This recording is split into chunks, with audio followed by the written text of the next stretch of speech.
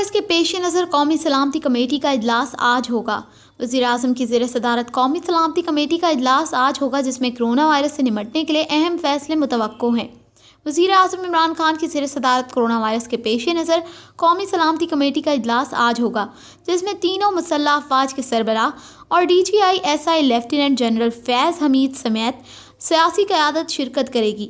ذرائع کے مطابق قومی سلامتی کمیٹی کے اجلاس میں کرونا وائرس سے نمٹنے کے لیے نیشنل ہیلتھ ایمرجنسی کے نفاذ کا فیصلہ متوقع ہے۔ ایمرجنسی کے تحت پورے ملک میں کرونا وائرس سے نمٹنے کے لیے پلان کا اعلان کیا جائے گا، جس کے تحت اسکول، کالج اور یونیورسٹیاں کچھ عرصے کے لیے بند رکھی جا سکتی ہیں۔ اجلاس میں کرونا وائرس سے بچاؤ کی آگاہی کے لیے ملک گیر مہم چلانے اور وائرس سے بچاؤ کے اقدامات سے آگاہی کے لیے بھرپور میڈیا مہم چلانے کے حوالے سے فیصلہ کیا جائے گا۔ ملک بھر کی مساجد سے علماء کرام کے ذریعے کرونا وائرس سے متعلق آگاہی دی جائے گی، جبکہ لوگوں کے بڑے اجتماعات پر پابندی عائد کیے جانے کا بھی امکان ہے۔